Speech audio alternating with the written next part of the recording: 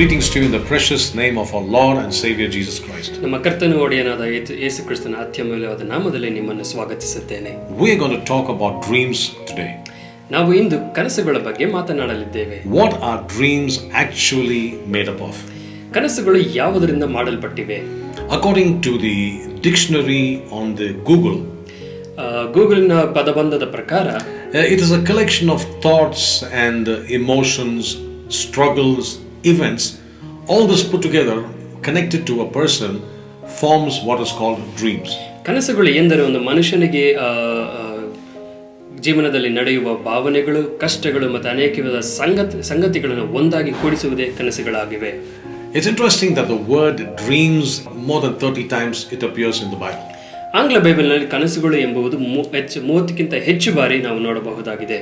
And it is interesting that the book of Genesis contains the most number of the word dreams in it. ಆದಿಕಾಂಡದಲ್ಲಿ ನೋಡುವುದಾದರೆ 30ಕ್ಕಿಂತ ಹೆಚ್ಚು ಜಾಗದಲ್ಲಿ ಕನಸುಗಳು ಎಂಬುದಾಗಿ ಬರೆಯಲ್ಪಟ್ಟಿವೆ. And the next place you will find it is in the book of Daniel, where you will find it around 27 and odd times. ಮತ್ತು ದಾನಿಯೇಲನ ಪುಸ್ತಕದಲ್ಲಿ ಸುಮಾರು 20ಕ್ಕಿಂತ ಹೆಚ್ಚು ಬಾರಿ ಕನಸುಗಳು ಎಂಬುದಾಗಿ ಬರೆಯಲ್ಪಟ್ಟಿವೆ. But what is interesting is that in the New Testament this word dream is mentioned only around 8 times, and we are all talking about the New King James version here. ಆದರೆ ನೀವು ಹೊಸ ಒಡಂಬಡಿಕೆಯಲ್ಲಿ ನೋಡುವುದಾದರೆ ಕನಸುಗಳು ಎಂಬುದು ಸುಮಾರು 8 ಬಾರಿ ಮಾತ್ರ ಬರೆಯಲ್ಪಟ್ಟಿವೆ. And so God intended to speak to man through visions and dreams more predominantly in the Old Testament rather than the New Testament. ದೇವರು ಹಳೆಯ ಒಡಂಬಡಿಕೆಯಲ್ಲಿ ಅನೇಕ ಬಾರಿ ಜನರೊಂದಿಗೆ ಮಾತನಾಡಬೇಕಾದ್ರೆ ದರ್ಶನಗಳು ಮತ್ತು ಕನಸುಗಳ ಮುಖಾಂತರ ಮಾತನಾಡ್ತಾರೆ, ಆದರೆ ಹೊಸ ಒಡಂಬಡಿಕೆಯಲ್ಲಿ ಹಾಗಿಲ್ಲ. And so dreams are very interesting. It is scriptural, but we must know how rightly to divide the word of truth. ಆದರೆ ಕನಸುಗಳು ತುಂಬಾ ಆಸಕ್ತಿಕರವಾಗಿದ್ದು, ಆದರೆ ಅದು ದೇವರ ವಾಕ್ಯಕ್ಕೂ ಕನಸುಗಳಿಗೂ ಭಾರಿ ವ್ಯತ್ಯಾಸವಿದೆ. If you find two individuals in the Bible who very accurately interpreted dreams, ನೀವು ಸತ್ಯವೇದದಲ್ಲಿ ಕನಸುಗಳನ್ನು ಸರಿಯಾಗಿ ವಿವರಿಸುವ ಇಬ್ಬರು ವ್ಯಕ್ತಿಗಳನ್ನು ನೋಡುವುದಾದರೆ would be Joseph and Daniel. ಅದು ಯೋಸೆಫ ಮತ್ತು ದಾನಿಯೇಲನಾಗಿರುತ್ತಾರೆ. What they dreamt, they very accurately and perfectly translated it to the hearers. ಈ ಇಬ್ಬರು ಕಥೆಗಳನ್ನು ನೋಡುವುದಾದರೆ ಅವರು ಕಂಡ ಕನಸುಗಳನ್ನು ಸರಿಯಾಗಿ ಮತ್ತು ಅರ್ಥಭರಿತವಾಗಿ ಕೇಳುವವರಿಗೆ ವಿವರಿಸಿದ್ದಾರೆ. You know, Joseph was in prison and the butler and the baker, he interpreted their dream. ಯೋಸೆಫನು ಸೆರೆಮನೆಯಲ್ಲಿದ್ದಾಗ ಪಾನಪಾತ್ರೆಯವನಿಗೆ ಅವನ ಕನಸುಗಳನ್ನು ಸರಿಯಾಗಿ ಅರ್ಥ ಮಾಡಿ ಹೇಳಿದನು. Even in Daniel, we know the story of Daniel. He could actually predict events, and some of these events he predicted is still not yet come to pass. It will come to pass in the future. ದಾನಿಯೇಲನ ಕಥೆಗಳನ್ನು ನೋಡುವುದಾದರೂ ಸಹ ಅವನ ಕನಸುಗಳನ್ನು ಸರಿಯಾದ ರೀತಿಯಲ್ಲಿ ವಿವರಿಸಿದ್ದಾನೆ ಮತ್ತು ಮುಂದೆ ಬರುವ ಸಂಗತಿಗಳನ್ನು ಮತ್ತು ಇನ್ನು ನಡೆಯದ ಸಂಗತಿಗಳನ್ನು ಸಹ ಅವನು ವಿವರಿಸಿದ್ದಾನೆ. So let's talk about dreams. ಕನಸುಗಳ ಬಗ್ಗೆ ಮಾತನಾಡೋಣ. Let us first of all, just for the sake of interest, talk about why we dream and what happens when we dream. ಸುಮ್ಮನೆ ನಾವು ಸಾಮಾನ್ಯವಾಗಿ ಕನಸುಗಳೆಂದರೆ ಏನು, ನಾವು ಯಾಕೆ ಕನಸು ಕಾಣುತ್ತೇವೆ ಎಂಬುದಾಗಿ ನಾವು ಮಾತನಾಡೋಣ. Now the people who talk about dreams have said to us that adults and including babies do dream. ಕನಸುಗಳ ಬಗ್ಗೆ ಮಾತನಾಡುವವರು ಹೇಳುತ್ತಾರೆ ಯೌವನಸ್ಥರು, ವಯಸ್ಕರು ಮತ್ತು ಮಕ್ಕಳು ಸಹ ಕನಸುಗಳನ್ನು ಕಾಣುತ್ತಾರೆ. And it is an average account that everybody dreams for at least 2 hours. ಒಂದು ಸರಿಸುಮಾರು ಲೆಕ್ಕಗಳನ್ನು ನೋಡುವುದಾದರೆ ಒಬ್ಬ ಮನುಷ್ಯನು ಸುಮಾರು 2 ಬಾರಿ ಕನಸು ಕಾಣುತ್ತಾನೆ. And if you say, oh, I don't dream at all, actually it is not the fact. You dream, but many of us don't remember what we dreamt. ನೀವು ಹೇಳಬಹುದು ನಾನು ಕನಸೇ ಕಾಣುವುದಿಲ್ಲ ಎಂಬುದಾಗಿ, ಆದರೆ ಸತ್ಯ ಏನಂದ್ರೆ ನೀವು ಕನಸು ಕಾಣ್ತೀರಾ, ಆದರೆ ನಾವು ಅದನ್ನ ಜ್ಞಾಪಕದಲ್ಲಿ ಇಟ್ಟುಕೊಳ್ಳುವುದಿಲ್ಲ. Some dreams we are able to remember. ಕೆಲವು ಕನಸುಗಳನ್ನು ನಾವು ಜ್ಞಾಪಕದಲ್ಲಿ ಇಟ್ಟುಕೊಳ್ಳುತ್ತೇವೆ. It is because the memory is able to receive that and keep it in its CPU. ನಮ್ಮ ಜ್ಞಾಪಕ ಶಕ್ತಿ ಆ ಕನಸುಗಳನ್ನು ತೆಗೆದುಕೊಂಡು ಅದನ್ನು ಕೇಂದ್ರದಲ್ಲಿ ಇಟ್ಟುಕೊಳ್ಳಲು ಸಾಧ್ಯವಾಗಿದೆ. But interestingly, many of us, 95% of people don't even remember what they dream. ಆದರೆ 95% ನಾವು ಕಂಡ ಕನಸನ್ನು ನಾವು ಮರೆತು ಹೋಗುತ್ತೇವೆ. And so how much of dreaming do we do in a lifetime, in an average lifetime? ನಾವು ಸಂಪೂರ್ಣ ಜೀವಿತದಲ್ಲಿ ಎಷ್ಟು ಕನಸುಗಳನ್ನು ಕಾಣುತ್ತೇವೆ? The people who put these data together have said it's about 6 years that we do this. ಈ ಸಂಶೋಧನೆ ಮಾಡಿದವರು ಅವರು ಹೇಳುತ್ತಾರೆ ಸುಮಾರು 6 ವರ್ಷಗಳ ಕಾಲ ನಾವು ಕನಸುಗಳನ್ನು ಕಾಣುತ್ತೇವೆ ಎಂಬುದಾಗಿ. So something is happening when we dream. ಈಗ ನಾವು ಕನಸು ಕಂಡಾಗ ಏನೋ ಒಂದು ನಡೀತಾ ಇದೆ. Events, people, concerns, places, highlights in life, all this contribute to dreams that we dream. ನಮ್ಮ ಜೀವನದಲ್ಲಿ ನಡೆದ ಸಂಗತಿಗಳು, ಜನರು ಮತ್ತು ಕಾರ್ಯಗಳು, ಹಲವು ವಿಧವಾದ ಕಷ್ಟಗಳು ಇವೆಲ್ಲ ಒಂದಾಗಿ ಕೂಡಿ ಕನಸುಗಳನ್ನು ಉತ್ಪತ್ತಿ ಮಾಡುತ್ತವೆ. But we are specifically talking about the dreams connected to the scriptures. ಆದರೆ ನಾವು ಮಾತನಾಡುವ ಕನಸುಗಳು ದೇವರ ವಾಕ್ಯಕ್ಕೆ ಹೊಂದಾಣಿಕೆಯಾಗಿರುವ ಕನಸುಗಳಾಗಿವೆ. There was a particular individual by the name of Calvin S. Hall. ಒಬ್ಬ ವ್ಯಕ್ತಿ ಇದ್ದರು, ಅವರ ಹೆಸರು ಕ್ಯಾಲ್ವಿನ್ ಎಸ್ ಹಾಲ್ ಎಂಬುದಾಗಿ. He took dreams of about 50,000 people, especially students, and documented it. ಅವರು ಸುಮಾರು 50,000 ಹೆಚ್ಚು ವಿದ್ಯಾರ್ಥಿಗಳ ಕನಸುಗಳನ್ನು ತೆಗೆದುಕೊಂಡು ಅದನ್ನು ಬರೆದಿಟ್ಟರು. And then he made a study about what actually young people dream of. ಅವರು ಅದರ ಮುಖಾಂತರ ಏನು ಹೇಳಲು ಬಂದರೆಂದರೆ ಈ ಯೌವನಸ್ಥರು ಯಾವುದರ ಬಗ್ಗೆ ಕನಸನ್ನು ಕಾಣುತ್ತಾರೆ ಎಂಬುದಾಗಿ. And his findings are very disturbing.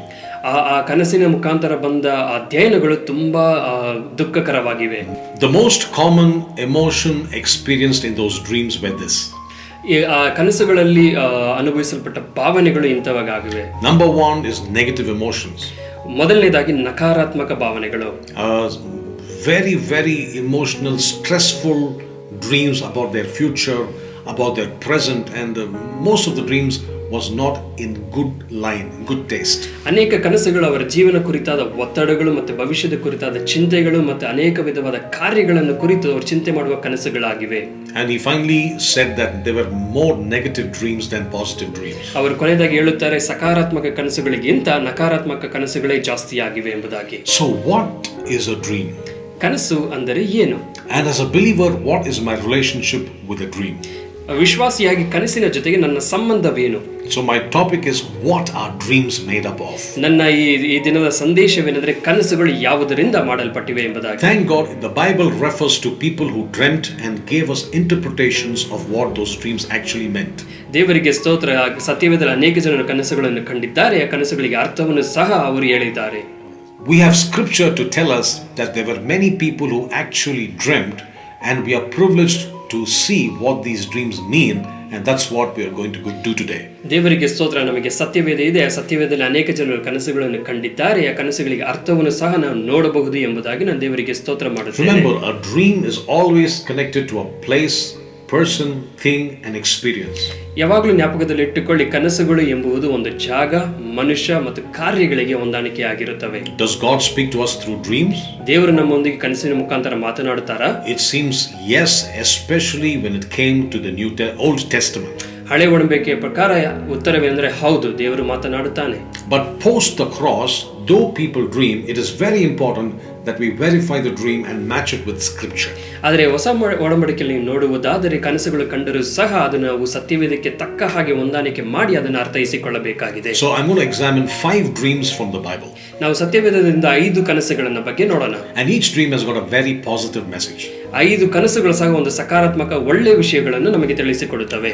The other day I was on a Zoom call. A sister said, "This is my dream. What is the meaning of the dream?" ನಾನೊಂದು Zoom ಕಾಲ್ ಮುಖಾಂತರ ಒಂದು ಸಂದೇಶನದಲ್ಲಿ ಇದ್ದೆ. ಆವಾಗ ಒಂದು ಸಹೋದರಿ ಹೇಳಿದ್ರು, ಇದು ನನ್ನ ಕನಸಾಗಿದೆ, ಆ ಕನಸಿನ ಅರ್ಥವೇನೆಂದು ಕೇಳಿದರು. And that's the reason why I'm sharing this message, so that we can see if this dream is just a dream for whatever reason, or does it have biblical interpretation. ಆದ್ದರಿಂದ ನಾನು ಇಂದು ತಿಳಿಸಿಕೊಡಬೇಕು ಏನೆಂದರೆ, ನಾವು ಕಂಡ ಕನಸುಗಳು ಬೇರೆ ಕನಸುಗಳ ಇಲ್ಲ ಸತ್ಯವೇದದ ಪ್ರಕಾರ ಯಾವುದಂದ್ರೆ ಒಂದು ಅರ್ಥವಿದೆ ಎಂಬುದಾಗಿ ನಾವು ತಿಳಿದುಕೊಳ್ಳಬೇಕೆಂದು ಹೇಳುತ್ತೇನೆ. Because we can be in the dark when we just take a dream and we do what the dream says, or maybe act on the dream and find out it was just a passing dream and nothing scriptural about that. ನಾವು ಕೆಲವೊಂದು ಬಾರಿ ಕತ್ತಲೆಯಲ್ಲಿ ಇರಬಹುದು, ಆ ಕತ್ತಲೆಯಲ್ಲಿ ಬರುವ ಕನಸುಗಳನ್ನು ತೆಗೆದುಕೊಂಡು ನೋಡುವುದಾದರೆ ಅದು ಬೇರೆ ಕನಸುಗಳಾಗಿರುತ್ತವೆ, ಅದಕ್ಕೆ ಯಾವುದೇ ವಿಧವಾದ ಸತ್ಯವೇದದ ಅಡಿಪಾಯಗಳು ಇರುವುದಿಲ್ಲ.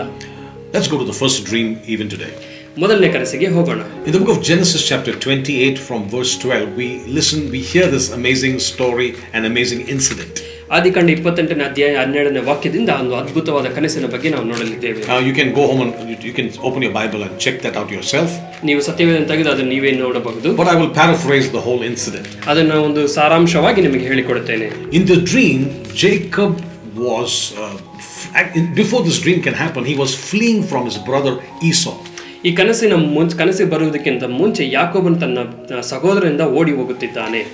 This person by the name of Jacob, he was a deceiver, he was a supplanter, And he not only cheated his brother, but he also cheated his own father. ಈ ಯಾಕೋಬನೆಂಬ ಮನುಷ್ಯನನ್ನು ನೋಡಿದರೆ ಅವನೊಬ್ಬ ಮೋಸಗಾರನಾಗಿದ್ದಾನೆ. ಅವನು ತನ್ನ ಸಹೋದರನ ಮಾತ್ರವಲ್ಲ, ತನ್ನ ತಂದೆಯನ್ನು ಸಹ ಮೋಸ ಮಾಡಿದವನಾಗಿದ್ದಾನೆ. At the end of the day, he was running for his life because his brother was after him. ಆದರೆ ದಿನದ ಕೊನೆಯಲ್ಲಿ ನೀನು ನೋಡುವುದಾದರೆ ಅವನು ತನ್ನ ಜೀವಿತಕ್ಕಾಗಿ ಅವನು ಓಡಿ ಹೋಗುತ್ತಾ ಇದ್ದಾನೆ. During this experience, that's when he has a dream. ಈ ಅನುಭವದಿಂದ ಹೋಗಬೇಕಾದ್ರೆ ಅವನಿಗೆ ಈ ಕನಸುಗಳು ಬರುತ್ತಿವೆ. His heart must have been haunting him for all the things that he did, especially with his loved brothers, his brother and his father, and running away from them. I'm sure his heart began to condemn him. ಈ ಎಲ್ಲಾ ಸಂಗತಿಗಳು ನಡೆದ ನಂತರ ತನ್ನ ತಮ್ಮನಿಗೂ ತನ್ನ ಅಣ್ಣನಿಗೂ ಮತ್ತೆ ತಂದೆಗೂ ಮಾಡಿದ ಮೋಸದ ನಂತರ ಅವನ ಹೃದಯ ಅವನನ್ನು ಬೇಟೆಯಾಡುತ್ತಿದೆ. ಅದರಿಂದ ಅವನು ಅಲ್ಲಿಂದ ಓಡಿ ಹೋಗುತ್ತಿದ್ದಾನೆ. He sleeps knocked out and tired spiritually, emotionally, and even physically. And that's when this dream is open to him. ಆಧ್ಯಾತ್ಮಿಕವಾಗಿ ಭಾವನೆಗಳಿಂದಾಗಿ ಅವನು ಎಲ್ಲಾ ವಿಧವಾಗಿ ಕುಂದಿ ಓದಿದವನಾಗಿ ಅಲ್ಲಿ ನಿದ್ರೆ ಮಾಡುತ್ತಾನೆ, ಗಾಢ ನಿದ್ರೆಯಲ್ಲಿದ್ದಾನೆ. What is this dream? ಆವಾಗ ಬಂದ ಕನಸು ಯಾವುದು? He saw a ladder where angels were ascending and descending from heaven to where he was. ಆ ಕನಸಿನಲ್ಲಿ ಅವನು ಒಂದು ಏಣಿಯನ್ನು ನೋಡುತ್ತಿದ್ದಾನೆ. ಆ ಏಣಿಯಲ್ಲಿ ದೇವದೂತರು ಮೇಲಿಂದ ಕೆಳಗೆ ಮತ್ತು ಭೂಮಿಯಿಂದ ಆಕಾಶಕ್ಕೆ ಏರಿ ಹೋಗುವುದನ್ನು ನೋಡುತ್ತಾನೆ. This has got a very important message. ಇಲ್ಲಿ ಒಂದು ಮುಖ್ಯವಾದ ಸಂದೇಶವಿದೆ. This dream tells me that irrespective of anything that has happened to us, God always wants to intercept us with the good news. ಈ ಮುಖಾಂತರ ನಾನು ಏನು ಹೇಳೋದೇನೆಂದ್ರೆ, ನಿಮ್ಮ ಜೀವನದಲ್ಲಿ ಯಾವುದೇ ವಿಷಯಗಳು ನಡೆದರೂ ಸಹ ದೇವರು ಈ ಕನಸುಗಳ ಮುಖಾಂತರ ತನ್ನ ಸಂದೇಶವನ್ನು ನಿಮಗೆ ಹೊರಪಡಿಸುತ್ತಾನೆ. He demonstrates his greatness to say, you know what, Jacob, you can run away, but you cannot run away from me. ದೇವರು ಇಲ್ಲಿ ಹೇಳ್ತಾನೆ, ನೀನು ಎಲ್ಲಾ ವಿಷಯಗಳಿಂದ ಓಡಿ ಹೋಗಬಹುದು ಯಾಕೋಬನೇ, ಆದರೆ ನನ್ನಿಂದ, ನನ್ನ ಕನಸುಗಳಿಂದ ಮಾತ್ರ ಓಡಿ ಹೋಗಲು ಸಾಧ್ಯವಿಲ್ಲ. This dream tells me that irrespective of whatever lifestyle we have lived, there's a God in heaven who intercepts our life. ಈ ಕನಸುಗಳ ಮುಖಾಂತರ ನಾನು ಏನು ಹೇಳುವುದೆಂದರೆ, ನನ್ನ ಜೀವನ ಶೈಲಿ ಯಾಗಾದರೂ ಇರಬಹುದು, ಆದರೆ ದೇವರು ಇದರ ಮುಖಾಂತರ ನನ್ನ ಬಳಿಗೆ ಮಾತನಾಡಬಲ್ಲನೆಂದು. And that place was called Bethel, the house of the place where God was. He named the place Bethel. ಆ ಸ್ಥಳವನ್ನು ಬೆಥೆಲ್ ಎಂಬುದಾಗಿ ಕರೆದರು, ದೇವರು ಇರುವ ಸ್ಥಳ, ದೇವರ ಮನೆ ಎಂಬುದಾಗಿ. And therefore you see, God met Jacob in that particular place. ಆ ಜಾಗದಲ್ಲಿ ದೇವರು ಯಾಕೋಬನನ್ನು ಭೇಟಿಯಾದರು. And this is very important in our own life. ಇದು ನಮ್ಮ ಜೀವಿತದಲ್ಲೂ ಸಹ ಬಹು ಮುಖ್ಯವಾದ ಸಂಗತಿ. The day we encounter Jesus face to face. ನಾವು ಒಂದು ದಿನ ಯೇಸು ಕ್ರಿಸ್ತನ ಮುಖಾಮುಖಿಯಾಗಿ ನೋಡುವಾಗ, and the ladder is an interesting note because this ladder refers to a connection between a sinful man and a holy God.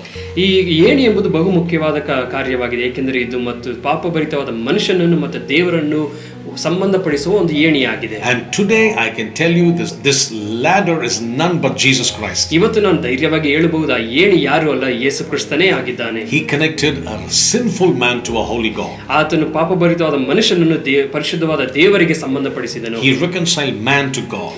ಅವನು ದೇವರನ್ನು ಮತ್ತು ಮನುಷ್ಯರನ್ನು ಸಮಾಧಾನ ಪಡಿಸಿದನು. So that is the first dream that we are speaking about today. ಆ ಕನಸೇ ನಾವು ಮೊದಲನೇದಾಗಿ ಮಾತನಾಡಲಿದ್ದೇವೆ. Receive Jesus, connect with him because he is after you. ಯೇಸು ಕ್ರಿಸ್ತನನ್ನು ಅಂಗೀಕರಿಸಿಕೊಳ್ಳಿ, ಆತನು ನಿಮ್ಮೊಂದಿಗೆ ಇದ್ದಾನೆ. My life was a life of drugs and alcohol. ನನ್ನ ಜೀವಿತವು ಧೂಮಪಾನ ಮತ್ತು ಮದ್ಯಪಾನದಿಂದ ತುಂಬಿದವಾಗಿತ್ತು. And I was so glad Jesus intercepted my life. ನನಗೆ ಬಹಳ ಸಂತೋಷವಾಗಿದೆ, ಯೇಸು ಕ್ರಿಸ್ತನನ್ನು ಭೇಟಿಯಾದನು. And he gave me a new lease of life. ನನಗೆ ಒಂದು ಹೊಸ ಜೀವಿತವನ್ನು ನನಗೆ ಕೊಟ್ಟನು. That's why I'm happy man today. ಅದರಿಂದ ನಾನು ಸಂತೋಷದಿಂದ ಇರುವ ಮನುಷ್ಯನಾಗಿದ್ದೇನೆ. Washed by the precious blood of Jesus. ಯೇಸು ಕ್ರಿಸ್ತನ ಪರಿಶುದ್ಧ ರಕ್ತದಿಂದ ತೊಳೆದಲ್ಪಟ್ಟ ಮನುಷ್ಯನಾಗಿದ್ದೇನೆ. The same Jacob, supplanter, thief, his name was changed to Israel. ಅದೇ ಯಾಕೋಬನು, ಮೋಸಭರಿತವಾದ ಯಾಕೋಬನ, ಅವನ ಹೆಸರು ಇಸ್ರಾಯೇಲನೆಂದು ಮಾರ್ಪಡಿಸಲ್ಪಟ್ಟಿತು. And he was in the lineage of Jesus Christ himself. ಆತನು ಯೇಸು ಕ್ರಿಸ್ತನ ವಂಶಾವಳಿಯಲ್ಲಿ ಹೊಂದಿದವನಾಗಿದ್ದನು. Doesn't matter what you have done. ನೀವು ಏನು ಮಾಡಿದರೂ ಮುಖ್ಯವಲ್ಲ. There's a God in heaven through this dream intercepted Jacob, and the same God is intercepting you today through this word. ಯಾಕೋಬನ ಜೀವಿತದಲ್ಲಿ ಕನಸಿನ ಮುಖಾಂತರ ಮಾತನಾಡಿದ ಅದೇ ದೇವರು ನಿಮ್ಮ ಜೀವಿತದಲ್ಲಿ ಸಹ ಮಾತಾಡಲು ಶಕ್ತನಾಗಿದ್ದಾನೆ. Let us go to the next dream. ಎರಡನೇ ಕನಸಿಗೆ ಹೋಗೋಣ. The book of Matthew's Gospel chapter 1. ಮತ್ತಾಯನ 1ನೇ ಅಧ್ಯಾಯ Verses from 18 onwards, you can read that later. 18ನೇ ವಾಕ್ಯದಿಂದ ನೀವು ಅದನ್ನು ಓದಿಕೊಳ್ಳಬಹುದು. There was a message from an angel to Joseph. ಒಂದು ಕನಸು ದೇವದೂತನಿಂದ ಯೋಸೇಫನಿಗೆ ಕೊಡಲ್ಪಟ್ಟಿತು. When Joseph heard that Mary was expecting, ಮರಿಯಳು ಯೇಸು ಕ್ರಿಸ್ತನ ಹಡೆಯುತ್ತಾಳೆ ಎಂಬ ಸಂದೇಶವನ್ನು ಕೇಳಿದಾಗ, Joseph was confused and rightly so. ಅವನು ತನ್ನ ಹೃದಯದಲ್ಲಿ ಗೊಂದಲಗೊಂಡನು. It is because he did not understand that how can Mary, the betrothed lady he is betrothed to, suddenly carry a child, and he had nothing to do with that. ಅವನಿಗೆ ಮದುವೆಗಾಗಿ ಇಟ್ಟಲ್ಪಟ್ಟ ಒಂದು ಮಹಿಳೆ ಹೇಗೆ ಪುರುಷನನ್ನು ಅರಿಯದೆ ಮಗುವನ್ನು ಹಡಿಯಲು ಸಾಧ್ಯವೆಂಬುದಾಗಿ ಅವನು ಗೊಂದಲಗೊಂಡನು ಮನಸ್ಸಿನಲ್ಲಿ. This is where the angel comes in. ಈ ಸ್ಥಳದಲ್ಲಿ ಒಬ್ಬ ದೇವದೂತನು ಬರುತ್ತಾನೆ. And the angel says, Joseph, do not worry. What has happened to Mary is an act of God. ಯೋಸೇಫನೇ, ನೀನು ಗೊಂದಲಗೊಳ್ಳಬೇಡ, ನೀನು ಮರಿಯಳಿಗೆ ನಡೆದದ್ದು ದೇವರ ಕ್ರಿಯೆಯಾಗಿದೆ. And I'm thankful for this man who listened to that dream, listened to that angel and obeyed the instruction of God. ದೇವರಿಗೆ ಸ್ತೋತ್ರ. ಯೋಸೇಫನು ದೇವರ ಮಾತನ್ನು ಕೇಳಿ ದೇವರ ಹೇಳಿದ ಸಂದೇಶವನ್ನು ಅವನು ಗಮನವಿಟ್ಟು ಕೇಳಿ ಅದರ ಪ್ರಕಾರ ನಡೆದವನಾಗಿದ್ದಾನೆ.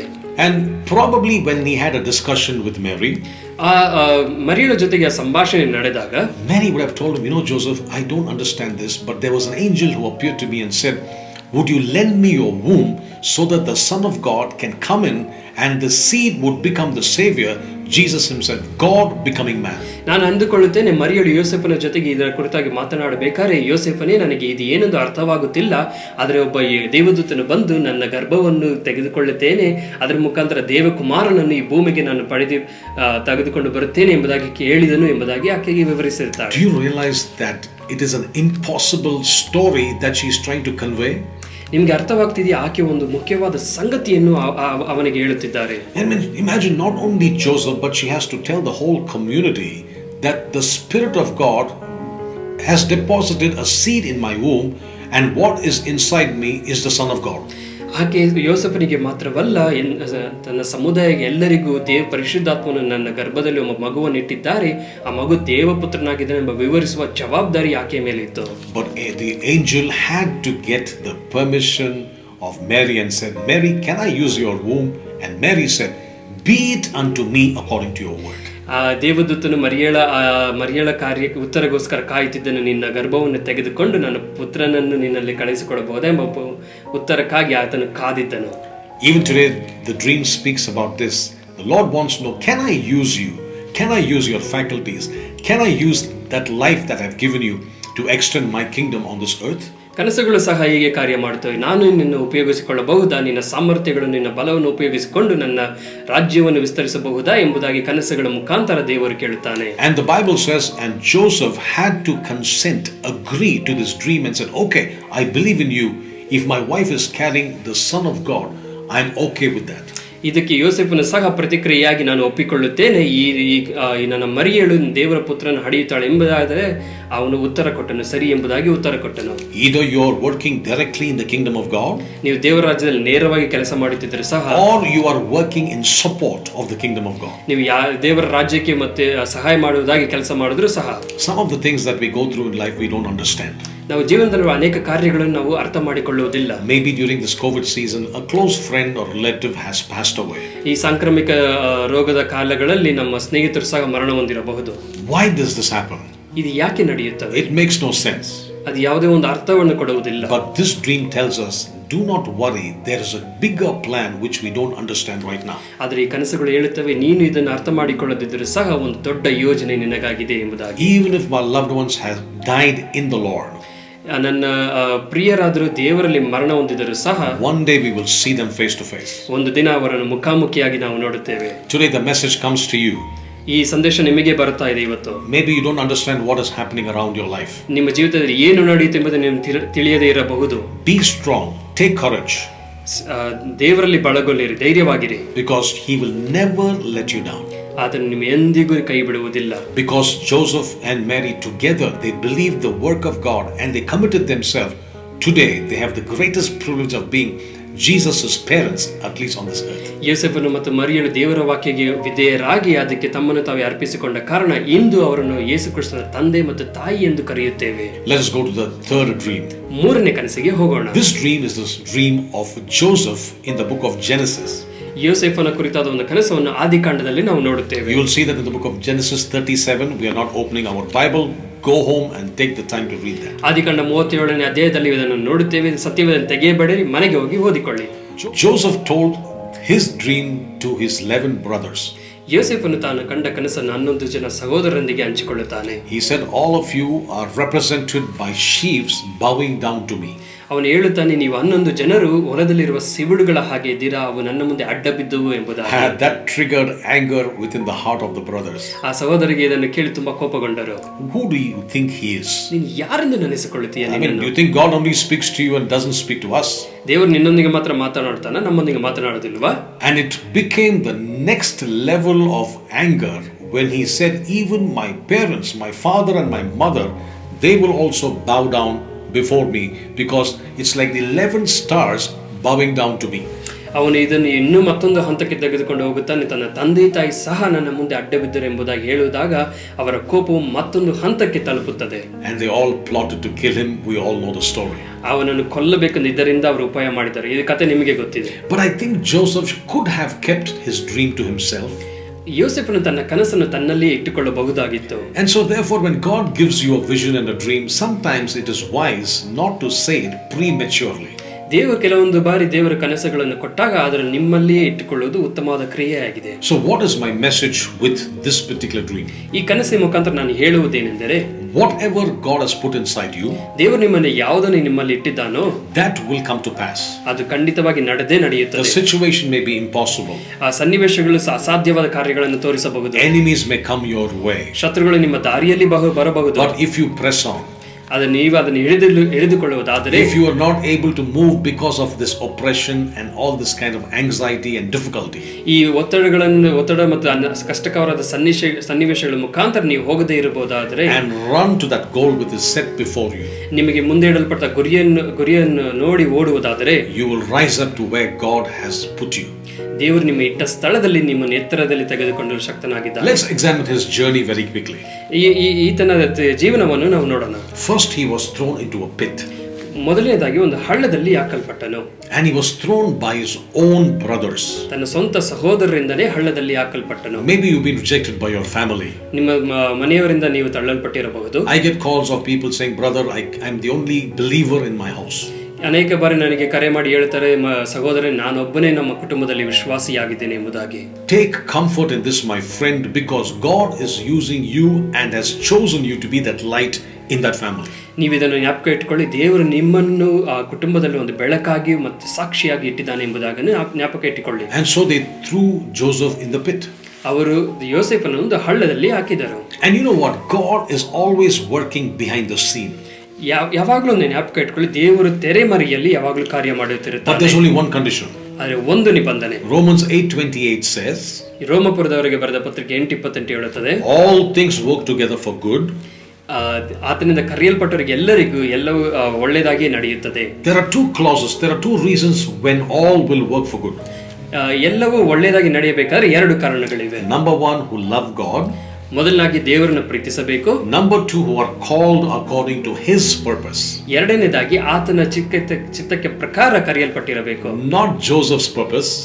ಯೋಸೇಫನ ಚಿಂತನೆಗಳಲ್ಲ. It is not my purpose. ನನ್ನ ಚಿಂತನೆಗಳಲ್ಲ. His purpose. ಆತನ ಕಾರ್ಯಗಳಾಗಿ. And if his purpose needs to be fulfilled in my life, ಆತನ ಯೋಜನೆಗಳು ನನ್ನ ಜೀವಿತದಲ್ಲಿ ನಡೆಯಬೇಕಾದರೆ, there will be some pit experiences. ಅಲ್ಲೊಂದು ಕೆಲವೊಂದು ಹಳ್ಳಗಳು ಬರಬಹುದು. And so he was put in a pit. ಅವನ ಹಳ್ಳದಲ್ಲಿ ಹಾಕಲ್ಪಟ್ಟನು. And then the transportation came, because the people who took him straight to Egypt. ಆಗ ಅವನಿಗೆ ಸಹಾಯ ಬಂತು, ಯಾಕೆಂದ್ರೆ ಅವನನ್ನು ತೆಗೆದುಕೊಂಡು ಹೋದ ಜನಗಳು ಅವನನ್ನು ಐಗುಪ್ತಕ್ಕೆ ತೆಗೆದುಕೊಂಡು ಹೋದರು. He had to go to Egypt because that was God's plan for him. ಅವನು ಐಗುಪ್ತಕ್ಕೆ ಹೋಗಬೇಕೆಂದು ದೇವರ ಯೋಜನೆಯಾಗಿತ್ತು. And so God so supernaturally arranged transport for him. ಆತನು ಆಧ್ಯಾತ್ಮಿಕವಾಗಿ ಅವನಿಗೆ ಒಂದು ಪ್ರವಾಸವನ್ನು ಏರ್ಪಡಿಸಿದನು. But lo and behold, he landed in a prison. ಆದರೆ ಅವನು ಒಂದು ಸೆರೆಮನೆಯಲ್ಲಿ ನೆಲೆಗೊಂಡನು. Being accused of very falsely. ಒಂದು ತಪ್ಪಾದ ಕಾರ್ಯಗಳಿಗೋಸ್ಕರ ಅವನನ್ನು ಸೆರೆಮನೆಯಲ್ಲಿ ಹಾಕಿದರು. Again, are you going through somebody and going through a difficult situation in life because somebody has accused you falsely? ಯಾರೊಬ್ಬರು ದೂರು ಕೊಟ್ಟಿರೋದ್ರಿಂದ ನೀವು ಒಂದು ಜೀವನದಲ್ಲಿ ಕಷ್ಟಕರವಾದ ಸಂಗತಿಗಳಿಂದ ಹೋಗಬಹುದು. All that you need is to keep looking at that vision God put inside your heart. ನೀವು ಮಾಡಬೇಕಾದ ಒಂದೇ ಕಾರ್ಯ, ದೇವರು ನಿಮ್ಗೆ ಕೊಟ್ಟ ದರ್ಶನದ ಮೇಲೆ ಕಣ್ಣಿಟ್ಟು ಓಡುವುದು. And lo and behold, he was transported from the prison overnight to the palace. ರಾತ್ರಿ ಅವನು ಸೆರೆಮನೆಯಿಂದ ಅರಮನೆಗೆ ಮಾರ್ಪಡಿಸಲ್ಪಟ್ಟನು. That is all because God had put inside a dream. ಇದು ಎಲ್ಲದಕ್ಕೆ ಕಾರಣ ದೇವರು ಅವನಲ್ಲಿ ಒಂದು ಕನಸನ್ನು ಇಟ್ಟಿದ್ದನು. Today God, I believe, has given every single one of us a vision and a plan. ನಾನು ನಂಬುತ್ತೇನೆ ದೇವರು ಎಲ್ಲರಿಗೂ ಒಂದು ದರ್ಶನ ಮತ್ತು ಯೋಜನೆಗಳನ್ನು ಇಟ್ಟಿದ್ದಾನೆ ಎಂಬುದಾಗಿ. Your life on this earth has got a purpose. ನಿಮ್ಮ ಜೀವಿತ ಈ ಪ್ರಪಂಚದಲ್ಲಿ ಒಂದು ಯೋಜನೆ ಮುಖಾಂತರ ಮಾಡಲ್ಪಟ್ಟಿದೆ. So Joseph's dream tells us that irrespective of what circumstances we go through, if you and I can cooperate with the Holy Spirit, that dream will come to pass. ನೀವು ಜೀವಿತದ ಎಂಥ ಕಷ್ಟಕರವಾದ ಸಂಗತಿಯಲ್ಲಿ ಹೋದರೂ ಸಹ ನೀವು ಪರಿಶುದ್ಧಾತ್ಮನನ್ನು ಹೊಂದಾಣಿಕೆಕೊಂಡು ನಡೆಯುವುದಾದರೆ ಆ ದರ್ಶನ ನಿಮ್ಮ ಜೀವನದಲ್ಲಿ ನೆರವೇರುತ್ತದೆ. So the question is, what has God put inside you? ಪ್ರಶ್ನೆ ಏನೆಂದರೆ ದೇವರು ನಿಮ್ಮಲ್ಲಿ ಏನನ್ನು ಇಟ್ಟಿದ್ದಾನೆ ಎಂಬುದಾಗಿ. What is the dream that you have? ನಿಮ್ಮಲ್ಲಿರುವ ಕನಸು ಯಾವುದು? Remember, every dream is connected to the kingdom. ಎಲ್ಲಾ ಕನಸುಗಳು ದೇವರ ರಾಜ್ಯಕ್ಕೆ ನೇರವಾಗಿ ಹೋಗುತ್ತವೆ. Otherwise it's just a dream which you can get up and forget about. ಅದಿಲ್ಲದಿದ್ದರೆ ಕನಸು ಬರೀ ನೀವು ಮರೆತು ಹೋಗುವ ಕನಸುಗಳಾಗಿರುತ್ತವೆ. Let's quickly go to the next person. ಮತ್ತೊಬ್ಬ ಮನುಷ್ಯನಿಗೆ ಹೋಗೋಣ.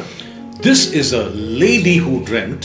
ಇಲ್ಲಿ ಒಬ್ಬ ಮಹಿಳೆ ಕನಸನ್ನು ಕಾಣುತ್ತಿದ್ದಾಳೆ. And this lady was Pilate's wife. ಈ ಮಹಿಳೆ ಪಿಲಾತನ ಹೆಂಡತಿಯಾಗಿದ್ದಾಳೆ. You find that in the book of Matthew's Gospel, chapter 27. ಇದನ್ನು ನೀವು ಮತ್ತಾಯನು ಬರೆದ ಸುವಾರ್ತೆ 27ನೇ ಅಧ್ಯಾಯದಲ್ಲಿ ನೋಡುತ್ತೀರಾ. And you will read in verse number 19. 19ನೇ ವಾಕ್ಯದಲ್ಲಿ, while he was sitting on the judgment seat, his wife said to him, saying, have nothing to do with that just man, for I have suffered many things today in a dream because of him. ಇದಲ್ಲದೆ ಅವನು ನ್ಯಾಯಾಸನದಲ್ಲಿ ಕೂತಿರುವಾಗ ಅವನ ಹೆಂಡತಿಯು, ನೀನು ಆ ಸತ್ಪುರುಷನನ್ನು ಕೊಡವೆಗೆ ಹೋಗಬೇಡ, ಅವನ ದೆಸೆಯಿಂದ ಇವತ್ತು ಕನಸಿನಲ್ಲಿ ಬಹಳ ತೊಂದರೆ ಪಟ್ಟೆನು. Pontius Pilate was sitting to preside over the trial of Jesus Christ. ಪಿಲಾತನು ಯೇಸು ಕ್ರಿಸ್ತನ ಕಾರ್ಯವನ್ನು ನ್ಯಾಯ ತೀರಿಸಲೆಂದು ಕುಳಿತಿದ್ದಾನೆ. But there was a dream that she dreamt. ಆದರೆ ಒಂದು ಕನಸನ್ನು ಆಕೆ ಕಾಣುತ್ತಾಳೆ. She referred to him as a righteous man. ಆಕೆ ಅವನನ್ನು ನ್ಯಾಯವಾದ ಮನುಷ್ಯನೆಂದು ಹೇಳ್ತಾಳೆ. You know, the Romans were putting him to the cross very unlawfully, very unjustly. ನ್ಯಾಯಕ್ಕೆ ಅನ್ಯಾಯವಾಗಿ ಆತನನ್ನು ಶಿಲುಬೆಗೆ ಹಾಕಲು ಅವರು ತೀರ್ಮಾನಿಸಿದರು. Even his own people said, crucify him very unjustly without proper judgment.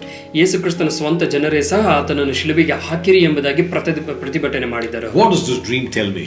ಈ ಕನಸುಗಳು ಏನನ್ನು ಹೇಳುತ್ತವೆ? I've heard of many stories where people said, brother, I am innocent, but nothing seems to be happening. Even the court of law have given their statement against me. ನೀವು ಕೆಲವೊಂದು ಬಾರಿ ಹೇಳಬಹುದು, ದೇವ ಸಹೋದರನೇ, ನಾನು ತಪ್ಪಿಲ್ಲದ ಮನುಷ್ಯನಾಗಿದ್ದೇನೆ, ಆದರೆ ನ್ಯಾಯಾಂಗವು ನನ್ನ ವಿರುದ್ಧವಾಗಿ ಎಲ್ಲಾ ದೂರುಗಳನ್ನು ಹಾಕುತ್ತವೆ ಎಂಬುದಾಗಿ. It is it's not very difficult to find stories where people were in jail for 20-30 years and then one fine day they are released and said you are innocent. ನೀವು ಅನೇಕ ಬಾರಿ ನೋಡಬಹುದು, ಕೆಲವೊಂದು ಬಾರಿ ಜನರು 20 ವರ್ಷ 30 ವರ್ಷ ಸೆರೆಮನೆಯಲ್ಲಿರ್ತಾರೆ, ಅದರ ನಂತರ ಅವರು ತಪ್ಪಿಲ್ಲದವರು ಎಂಬುದಾಗಿ ನ್ಯಾಯಾಂಗದಿಂದ ತೀರ್ಮಾನವಾಗುತ್ತದೆ. Where is the judgment? ಈ ನ್ಯಾಯ ಎಲ್ಲಿ? But in this story you hear about something very encouraging. ಆದರೆ ಈ ಕಥೆಗಳಲ್ಲಿ ಒಂದು ಉತ್ಸಾಹಭರಿತವಾದ ಕಾರ್ಯವನ್ನು ನೋಡುತ್ತೀರಾ. It doesn't matter what you're going through. ನೀವು ಯಾವುದೇ ಸನ್ನಿವೇಶದಲ್ಲಿ ಹೋದರೂ ಸಹ there is a court of heaven which will judge you rightly. ಆದರೆ ಪರಲೋಕದಲ್ಲಿ ಒಂದು ನ್ಯಾಯಸ್ಥಾನವಿದೆ, ಅದು ನಿಮ್ಮನ್ನು ನ್ಯಾಯವಾಗಿ ತೀರ್ಪು ಮಾಡುತ್ತವೆ. You know, in the lower court, if you appeal to the higher court and then the supreme court. ನೀವು ಒಂದು ಕೆಳಕಂಡ ನ್ಯಾಯಾಂಗದಲ್ಲಿ ಒಂದು ಕಾರ್ಯವನ್ನು ಸೋಲುವುದಾದರೆ ನೀವು ಮೇಲ್ಕಂಡ ನ್ಯಾಯಾಂಗದಲ್ಲಿ ಅದನ್ನು ನೀವು ಅರ್ಜಿ ಸಲ್ಲಿಸಬಹುದು. The fact is, the truth cannot be killed. ಇಲ್ಲಿ ಮುಖ್ಯವಾದ ಸಂದೇಶ ಏನಂದ್ರೆ ಸತ್ಯವನ್ನು ಕೊಲ್ಲಲು ಸಾಧ್ಯವಿಲ್ಲ. Jesus says, I am the way, I am the truth, he said. ಯೇಸು ಕ್ರಿಸ್ತನು ಹೇಳ್ತಾನೆ, ನಾನೇ ಸತ್ಯವೂ ಮಾರ್ಗವೂ ಆಗಿದ್ದೇನೆ. So they tried to kill the truth. ಅವರು ಸತ್ಯವನ್ನು ಕೊಲ್ಲಲು ಪ್ರಯತ್ನಿಸಿದರು. Unlawfully and unjustly. ಅನ್ಯಾಯವಾಗಿಯೂ ಮತ್ತು ಸತ್ಯಕ್ಕೆ ವಿರುದ್ಧವಾಗಿ ಆತನನ್ನು ಕೊಲ್ಲಲು. Yes, they put him to the cross and they did crucify him. ಅವರು ಹೌದು, ಶಿಲುಬೆಗೆ ಹಾಕಿ ಆತನನ್ನು ಕೊಂದರು. But you cannot kill truth. ಆದರೆ ಸತ್ಯವನ್ನು ಕೊಲ್ಲಲು ಸಾಧ್ಯವಿಲ್ಲ. They put Jesus in a tomb. ಅವರು ಯೇಸು ಕ್ರಿಸ್ತನ ಒಂದು ಸಮಾಧಿಯಲ್ಲಿ ಹಾಕಿದರು. Third day he rose again. ಮೂರನೇ ದಿನ ಆತನು ಎದ್ದು ಬಂದನು. My brother, my sister, God knows the truth about your life. ಸಹೋದರನೇ ಸಹೋದರಿಯೇ, ಯೇಸು ಕ್ರಿಸ್ತನು ನಿಮ್ಮ ಜೀವನದ ಸತ್ಯವನ್ನು ಅರಿತವನಾಗಿದ್ದಾನೆ. Nobody may believe you. ಯಾರು ನಿಮ್ಮನ್ನು ನಂಬದೇ ಇರಬಹುದು. You may even go through a judgment because in spite of you being innocent. ಈ ಲೋಕದಲ್ಲಿ ಜನರು ನಿಮ್ಮನ್ನು ನ್ಯಾಯ ತೀರಿಸಬಹುದು, ತಪ್ಪಿಲ್ಲದರೂ ಸಹ ನಿಮ್ಮ ಮೇಲೆ ದೂರ ಹಾಕಬಹುದು. But I'm here to tell you that truth, you cannot kill the truth. ಆದರೆ ನಾನು ಹೇಳುತ್ತೇನೆ, ಸತ್ಯವನ್ನು ಕೊಲ್ಲಲು ಸಾಧ್ಯವೇ ಇಲ್ಲ. Because we are appealing to the higher court, the court of Jesus Christ. He is the truthful and the rightful advocate and judge. ಯಾಕಂದ್ರೆ ನಾವು ಅರ್ಜಿ ಸಲ್ಲಿಸುವುದು ಪರಲೋಕದ ನ್ಯಾಯಾಂಗದಲ್ಲಿ, ಮತ್ತೆ ಅಲ್ಲಿ ಯೇಸು ಕ್ರಿಸ್ತನು ನ್ಯಾಯಸ್ಥಾನದಲ್ಲಿ ಕುಳಿತಿದ್ದಾನೆ. Let's go to the final and the fifth dream. ಕೊನೆಯದಾಗಿ 5ನೇ ಕನಸಿಗೆ ಹೋಗೋಣ. This is the dream of Solomon. ಸೊಲೊಮೋನನ ಕನಸಿನ ಬಗ್ಗೆ ನಾವು ನೋಡೋಣ. You'll find it in the book of 1 Kings chapter number 3. ಒಂದನೇ ಅರಸ 3ನೇ ಅಧ್ಯಾಯದಲ್ಲಿ ನಾವು ನೋಡುತ್ತೇವೆ. Read it from verse number 5 onwards. 5ನೇ ವಾಕ್ಯದಿಂದ ನಾವು ಓದೋಣ. God came to Solomon in a dream. ದೇವರು ಸೊಲೊಮೋನಿಗೆ ಕನಸಿನಲ್ಲಿ ಕಂಡು, and he said, whatever you wish, I will give it to you. ನೀನು ಏನನ್ನು ಆಶಿಸುತ್ತೀಯೋ ಅದನ್ನೆಲ್ಲ ನಿನಗೆ ಕೊಡುತ್ತೇನೆ ಎಂಬುದಾಗಿ. Now just imagine if God were to come to us and said, whatever you want, I'll give it to you. ನೀವು ಸ್ವಲ್ಪ ಗಮನಿಸಿಕೊಳ್ಳಿ, ದೇವರು ಬಂದು ನೀನು ಏನು ಕೇಳಿದ್ರು ಕೊಡ್ತೇನೆ ಎಂಬುದಾಗಿ ಹೇಳುತ್ತಾರೆ, ಹೇಗಿರುತ್ತದೆ? What would I ask? What would you ask? ನಾನು ಏನು ಕೇಳುತ್ತೇನೆ, ನೀವೇನು ಕೇಳುತ್ತೀರಾ? Most likely we would ask $1 million every month to come into our account so that we're going to be well. ನಾವು ಕೇಳಬಹುದು, ತಿಂಗಳು ಕೋಟ್ಯಾಂತರ ಕಾಸು ನನ್ನ ಬ್ಯಾಂಕಿಗೆ ಬರುವುದಾದರೆ ನಾವು ಚೆನ್ನಾಗಿರುತ್ತೇನೆ ಎಂಬುದಾಗಿ ಕೇಳಬಹುದು. But remember that money can dwindle down, businesses can go down, the banks can crash, like it is happening these days. ಆದರೆ ನೀವು ಒಂದು ಜ್ಞಾಪಕದಲ್ಲಿ ಇಟ್ಟುಕೊಳ್ಳಿ, ನಿಮ್ಮ ಹಣಗಳು ನಷ್ಟವಾಗಬಹುದು, ನಿಮ್ಮ ವ್ಯಾಪಾರಗಳೆಲ್ಲ ನಷ್ಟದಲ್ಲಿ ಹೋಗಬಹುದು. He could have asked and said, Lord, give me perfect health, I want to live to 500 years. ಅವನು ಕೇಳಿರಬಹುದು, ದೇವರೇ ನನಗೆ ಉತ್ತಮವಾದ ಆರೋಗ್ಯವನ್ನು ಕೊಡು, ನಾನು 500 ವರ್ಷ ಬದುಕಬೇಕು ಎಂಬುದಾಗಿ. But then he also, I think, realized that living 500 years in this terrible world, I don't know whether it is worth it all. ನೀವು ಇಂಥ ಒಂದು ಪ್ರಪಂಚದಲ್ಲಿ 500 ವರ್ಷ ಬದುಕುವುದು ಉತ್ತಮವೋ ಇಲ್ಲವೋ ನನಗೆ ಗೊತ್ತಿಲ್ಲ. But he was a wise man. ಆದರೆ ಅವನು ವಿವೇಕವಾದ ಮನುಷ್ಯ. He said, Lord, give me an understanding heart. ಆತನು ಹೇಳಿದನು, ದೇವರು ನನಗೆ ಅರ್ಥ ಮಾಡುವ ಒಂದು ಹೃದಯವನ್ನು ಕೊಡು ಎಂಬುದಾಗಿ. Understanding heart to rule over your people. ನನಗೆ ಒಂದು ಜ್ಞಾನವನ್ನು ಕೊಡು, ನಿನ್ನ ಜನರ ಮೇಲೆ ಆಡಳಿಕೆ ಮಾಡಲೆಂದು. This is a very important key. ಇದು ಒಂದು ಬಹುಮುಖ್ಯವಾದ ಸೂತ್ರವಾಗಿದೆ. Anything what God gives you, ದೇವರು ಯಾವುದನ್ನು ಒಂದು ಕೊಡುವುದಾದರೆ must be connected back to him. ಅದನ್ನು ಆತನಿಗೆ ಹಿಂದಿರುಗಿ ಕೊಡಬೇಕಾಗಿರುತ್ತದೆ. Peter gave Jesus his boat. ಪೇತ್ರನು ಯೇಸು ಕ್ರಿಸ್ತನಿಗೆ ತನ್ನ ಹಡಗನ್ನು ಕೊಟ್ಟನು. The boat was empty. ಹಡಗು ಖಾಲಿಯಾಗಿತ್ತು. But after Jesus preached from that boat, ಯೇಸು ಕ್ರಿಸ್ತನ ಹಡಗಿನಿಂದ ಸಂದೇಶವನ್ನು ಕೊಟ್ಟಾಗ there was a net breaking catch of fish. ಬಲೆಗಳು ಹರಿದು ಹೋಗುವಷ್ಟು ಮೀನುಗಳನ್ನು ದೇವರು ಅವನಿಗೆ ಹಿಂದಿರುಗಿ ಕೊಟ್ಟನು. The best thing to give the Lord is your very life. ಯೇಸು ಕ್ರಿಸ್ತನಿಗೆ ಕೊಡಬೇಕಾದ ಉತ್ತಮವಾದ ಕ್ರಿಯೆ ಅಂದ್ರೆ ಅಂಶ ಯಾವುದಂದ್ರೆ ನಿಮ್ಮ ಜೀವಿತವಾಗಿದೆ. He will take it, bless it and make you a blessing. ಆತನು ತೆಗೆದುಕೊಂಡು ಆಶೀರ್ವದಿಸಿ ನಿಮ್ಮ ಜೀವಿತಕ್ಕೆ ಆಶೀರ್ವಾದವಾಗಿ ಕೊಡುತ್ತಾನೆ. And the Bible says that when Solomon said, Lord, give me an understanding heart, ಸೊಲೊಮೋನನು ಯೇಸು ಕ್ರಿಸ್ತನಿಗೆ ಜ್ಞಾನವನ್ನು ಕೊಡು ಎಂದು ಕೇಳಿದಾಗ there were some amazing bonuses that he received.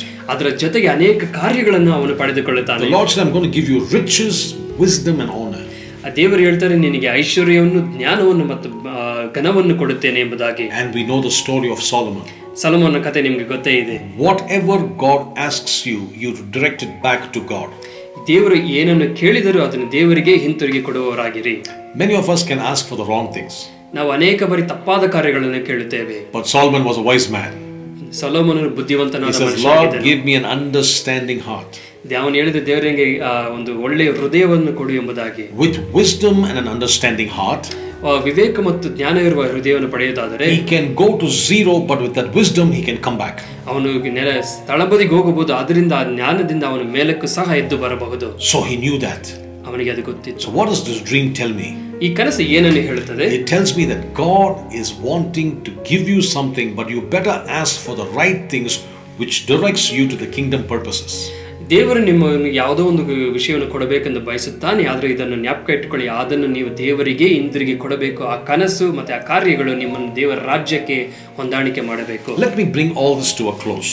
ಇದನ್ನು ಎಲ್ಲದನ್ನು ಸಾರಾಂಶವಾಗಿ ನಿಮಗೆ ಹೇಳುತ್ತೇನೆ. So what are dreams made up of? ಈ ಕನಸುಗಳು ಯಾವುದರಿಂದ ಮಾಡಲ್ಪಟ್ಟಿವೆ? They are made up of thoughts and thought patterns.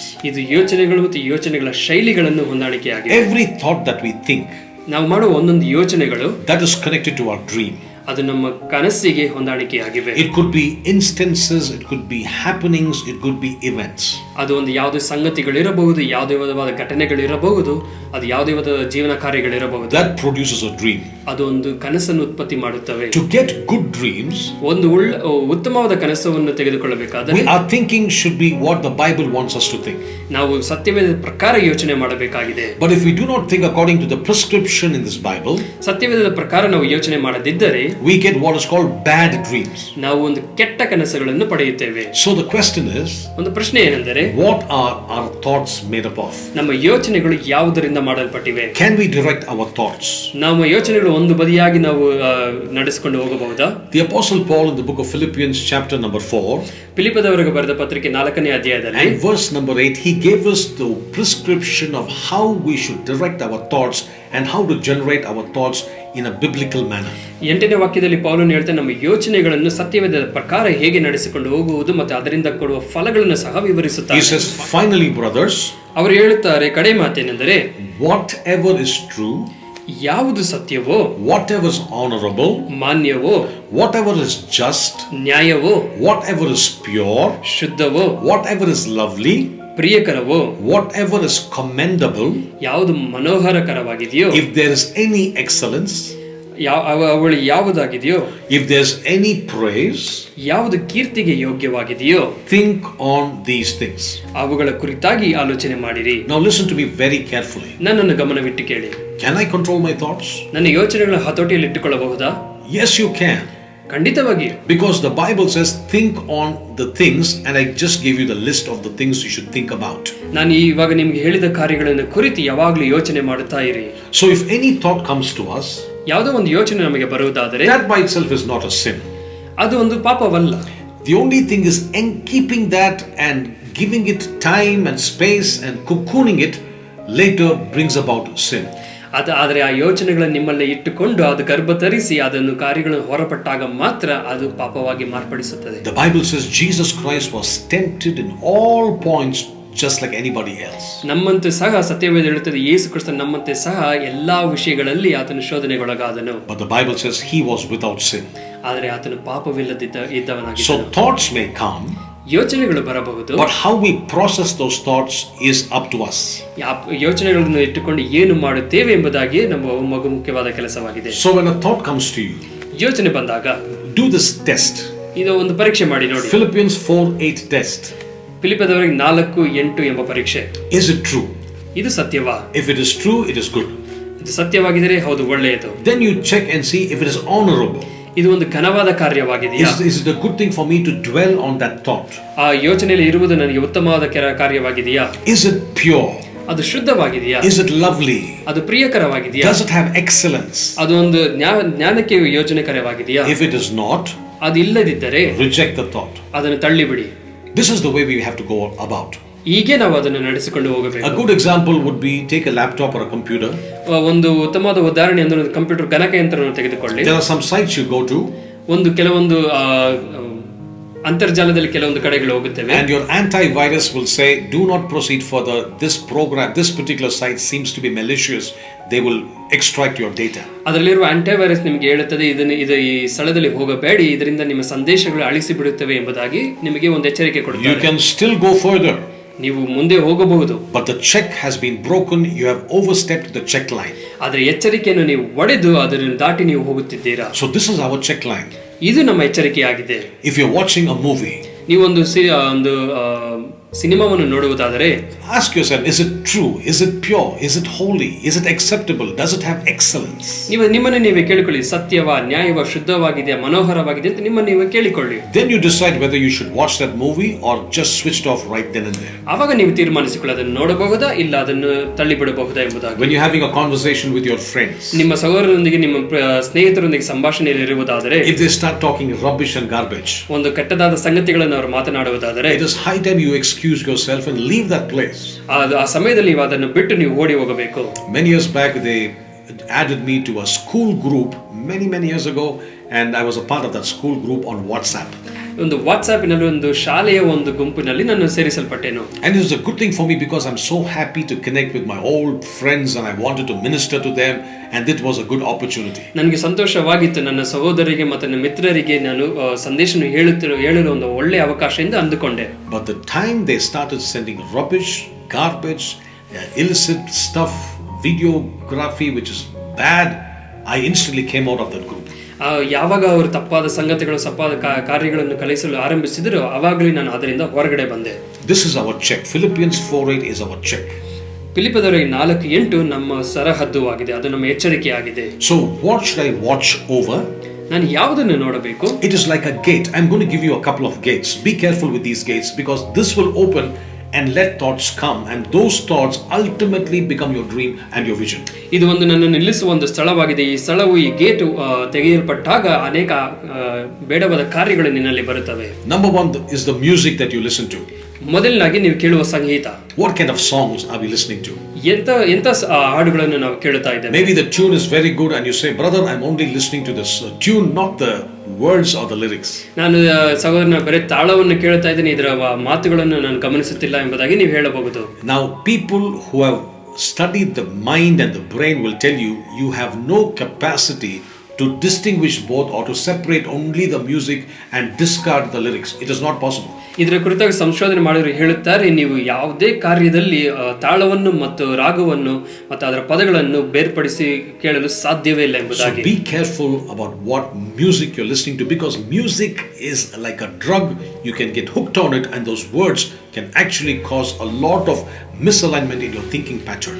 ನೀವು ಕೇಳುವ ಸಂಗೀತದ ಕುರಿತಾಗಿ ಎಚ್ಚರಿಕೆಯಾಗಿದೆ, ಯಾಕಂದ್ರೆ ನೀವು ಕೇಳುವ ಒಂದೊಂದು ಪದಗಳು ನಿಮ್ಮ ಯೋಚನೆಗಳಿಗೆ ಒಳ್ಳೆಯ ಕಡೆಗೆ ಮತ್ತು ಕೆಟ್ಟ ಕಡೆಗೂ ನಡೆಸಲು ಶಕ್ತವಾಗಿದೆ. The next important thing you must keep in mind is the people that you are associating with. ಎರಡನೇದಾಗಿ ನೀವು ಯಾರೊಂದಿಗೆ ಇದ್ದೀರಾ, ಈ ಜನರೊಂದಿಗೆ ಯಾವ ಜನರೊಂದಿಗೆ ಇದ್ದೀರಾ ಎಂಬುದಾಗಿ ನೀವು ಎಚ್ಚರಿಕೆಯಿಂದ ಇರಬೇಕು. You can talk to anybody in the world because Jesus told us to go to the world, but remember you have to choose your friends.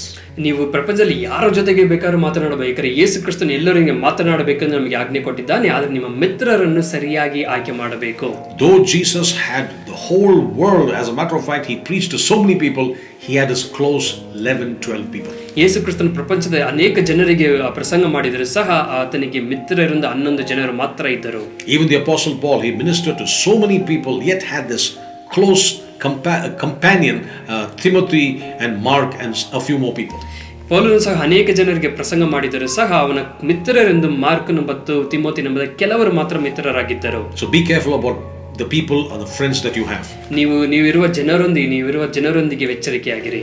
This could be including social media as well. ನೀವು ಸಾಮಾಜಿಕ ಜಾಲತಾಣಗಳು ಸಹ ಇರಬಹುದು. Haven't you heard of stories where people get duped because they've befriended somebody on Facebook, and one story is where they befriended this particular lady and she transferred her whole amount of money, her bank savings, to this man. ಎಷ್ಟೋ ಮೋಸವಾದ ಕಥೆಗಳನ್ನು ನಾವು ಕೇಳುತ್ತೇವೆ. ಒಂದು ಮಹಿಳೆ Facebook ನ ಮುಖಾಂತರ ತನಗಿದ್ದ ಎಲ್ಲಾ ಹಣವನ್ನು ತಪ್ಪಾದ ವ್ಯಕ್ತಿಗೆ ವರ್ಗಾವಣೆ ಮಾಡಿರುವ ಅನೇಕ ಕಥೆಗಳನ್ನು ನಾವು ಕೇಳುತ್ತೇವೆ. Number 3, be careful of the places you visit. ಮೂರನೇದಾಗಿ ನೀವು ಹೋಗುವ ಜಾಗಗಳ ಕುರಿತಾಗಿ ಎಚ್ಚರಿಕೆಯಿಂದಿರಿ. There are some places which you should never go, dangerous places. ಕೆಲವೊಂದು ಜಾಗಗಳು ನೀವು ತಳ್ಳಿ ಬಿಡಬೇಕು, ಅವು ಎಚ್ಚರಿಕೆಯಿಂದ ಅದನ್ನು ತಳ್ಳಿ ಬಿಡುವುದು ಅವಶ್ಯಕವಾಗಿದೆ. It may seem to be a very safe place, but it is not safe for you. The Spirit of God will warn you not to go to certain places. ನೀವು ನೋಡಬಹುದು ಅದು ಸುರಕ್ಷಿತವಾದ ಸ್ಥಳವೆಂಬುದಾಗಿ, ಆದರೆ ದೇವರಾತ್ಮನು ಹೇಳುತ್ತಾನೆ ಅದು ಸುರಕ್ಷಿತವಲ್ಲ, ಅಲ್ಲಿ ಹೋಗುವುದು ಸರಿ ಇಲ್ಲ ಎಂಬುದಾಗಿ. The Holy Spirit forbade Paul and said, do not go there because this is not the right time for you. ಪರಿಶುದ್ಧಾತ್ಮನು ಪೌಲನನ್ನು ಈ ಸ್ಥಳಕ್ಕೆ ಹೋಗಬೇಡ, ಇದು ಸರಿಯಾದ ಸಮಯವಲ್ಲ ಎಂಬುದಾಗಿ ಎಚ್ಚರಿಸುವುದನ್ನು ನಾವು ನೋಡುತ್ತೇವೆ. So because if you're in the wrong place at the wrong time, there are things that could happen to you, especially if you're a girl, and that would leave a scar for the rest of your life. ನೀವು ಹೆಣ್ಣು ಮಗಳಾಗಿದ್ದರೆ, ನೀವು ತಪ್ಪಾದ ಜಾಗದಲ್ಲಿ ತಪ್ಪಾದ ಸಮಯದಲ್ಲಿ ಇದ್ದರೆ ನಿಮಗೆ ಕೆಟ್ಟದಾದ ಸಂಗತಿಗಳು ನಡೆಯಲು ಸಾಧ್ಯವಿದೆ. The next important thing that you must be very careful of as a gate is marriage. Who you marrying, and that is an important subject, but I have no time to get into it. ನಾಲ್ಕನೇ ಕಾರ್ಯದಲ್ಲಿ ಮದುವೆ ಕುರಿತಾಗಿ, ಯಾರನ್ನು ಮದುವೆ ಮಾಡಿಕೊಳ್ಳಬಹುದು, ಎಂತ ವ್ಯಕ್ತಿಯನ್ನು ಮದುವೆ ಮಾಡಿಕೊಳ್ಳಬೇಕು, ಆದರೆ ಇದು ತುಂಬಾ ದೊಡ್ಡ ಸಂದೇಶವಾಗಿದೆ. ಈಗ ಅದು ಮಾತನಾಡುವುದು ಬೇಡ. So these are all gates that can influence your thinking and change your life pattern so that you can do what God calls you to do, or you can just not be able to do it because of the things and the baggage that you've put on your life. ಈ ಕಾರ್ಯಗಳೆಲ್ಲವೂ ನಿಮಗೊಂದು ಸರಹದ್ದುವಾಗಿವೆ. ಇವುಗಳು ನಿಮ್ಮ ದೇವರ ಕಾರ್ಯದಿಂದ ತಡೆ ಹಿಡಿದು ನೀವು ಇರುವ ಕಾರ್ಯಗಳಿಂದ ನಿಮ್ಮ ಗುರಿಯನ್ನು ಮುಟ್ಟದ ಹಾಗೆ ತಲುಪಲು ಇದು ನಿಮಗೆ ಸಹಾಯ ಮಾಡುತ್ತವೆ. So if you have a dream, ನಿಮಗೆ ಕನಸು ಬರುವುದಾದರೆ, it could be from God. ಇದು ದೇವರಿಂದ ಬರಬಹುದು. How do I know? ಹೇಗೆ ತಿಳಿದುಕೊಳ್ಳುವುದು? It has to line up with scripture. ಅದು ಸತ್ಯವೇದಕ್ಕೆ ತಕ್ಕ ಹಾಗೆ ಹೋಗಬೇಕು. If a dream doesn't line up with scripture, ಸತ್ಯವೇದಕ್ಕೆ ಹೊಂದಾಣಿಕೆ ಆಗದಿದ್ದರೆ you just can discard it the next morning. ಅದನ್ನು ನೀವು ಬೆಳಗ್ಗೆ ಎದ್ದ ತಕ್ಷಣ ಅದನ್ನು ತಳ್ಳಿಬಿಡಬಹುದು. But more in the New Testament, I would like to call a dream more of a vision. ಆದರೆ ಹೊಸ ಒಡಂಬಡಿಕೆ ಪ್ರಕಾರ ಕನಸನ್ನು ನನ್ನ ದರ್ಶನವೆಂದು ಅನೇಕ ಬಾರಿ ಹೇಳಬಹುದು. What is your vision for the kingdom of God? ದೇವರ ರಾಜ್ಯ ಕುರಿತಾದ ನಿಮ್ಮ ದರ್ಶನವೇನು? God is speaking to us. ದೇವರು ನಮ್ಮೊಂದಿಗೆ ಮಾತನಾಡುತ್ತಿದ್ದಾನೆ. You should run behind that vision. ಆ ದರ್ಶನದ ನೇರವಾಗಿ ನೀವು ಓಡಿ ಹೋಗಬೇಕು. And one day God is going to tell us, good and faithful servant, enter into the joy of the Lord. ಆದರೆ ಒಂದು ದಿನ ದೇವರು ಹೇಳ್ತಾನೆ, ನೀನು ವಿಶ್ವಾಸಿಯಾದ ಮತ್ತು ಒಳ್ಳೆ ಸೇವಕನೇ, ನನ್ನ ಸಂತೋಷದಲ್ಲಿ ಪ್ರವೇಶಿಸಿ ಎಂಬುದಾಗಿ. I am waiting for that great commendation from Christ himself. ಅಂತ ಒಂದು ಉಲ್ಲಾಸವಾದ ದಿನಕ್ಕಾಗಿ, ಕ್ರಿಸ್ತನಿಂದ ಬರುವ ಮಾತಿಗಾಗಿ ನಾನು ಎದುರು ನೋಡ್ತಾ ಇದ್ದೇನೆ. So we've spoken about dreams. ನಾವು ಕನಸುಗಳ ಬಗ್ಗೆ ಮಾತನಾಡಿದ್ದೇವೆ. I pray that it will be godly, spiritual, pure, holy, and something that God will put in your heart to shake the entire universe, and through you somebody will be ministered and somebody will be saved. ನಿಮ್ಮ ಮುಖಾಂತರ ಯಾರೋ ಒಬ್ಬರು ರಕ್ಷಣೆ ಹೊಂದುವುದಾಗಿ ಈ ಪ್ರಪಂಚ ಕದಲಿಸುವ ಹಾಗೆ ದೇವರೊಂದು ಉತ್ತಮವಾದ ಪರಿಶುದ್ಧವಾದ ಯೋಚನೆಯನ್ನು, ಕನಸನ್ನು ನಿಮ್ಮಲ್ಲಿ ಇಡಬೇಕೆಂದು ನಾನು ಪ್ರಾರ್ಥಿಸುತ್ತೇನೆ. Thank you for being a part of this program. ಈ ಸಂದೇಶದ ಮುಖಾಂತರ ನನ್ನೊಂದಿಗೆ ಇದ್ದದಕ್ಕಾಗಿ ಧನ್ಯವಾದಗಳು. Continue to watch our YouTube channel and our website so that you can get blessed by the word of God that we have delivered in a very consistent manner. ದೇವರ ವಾಕ್ಯದಿಂದ ಆಶೀರ್ವದಿಸಲ್ಪಡಬೇಕಾದರೆ ನಮ್ಮ YouTube ಮತ್ತು website ಮುಖಾಂತರ ನಮ್ಮನ್ನು ಹಿಂಬಾಲಿಸಿರಿ. May God richly bless you. ದೇವರು ನಿಮ್ಮನ್ನು ಅಧಿಕವಾಗಿ ಆಶೀರ್ವದಿಸಲಿ and make your light so shine. ನಿಮ್ಮ ಜೀವನವನ್ನು ಪ್ರಕಾಶ ಮಾಡಲಿ. In Jesus' name we pray. ಯೇಸು ಕ್ರಿಸ್ತನ ನಾಮದಲ್ಲಿ. Amen.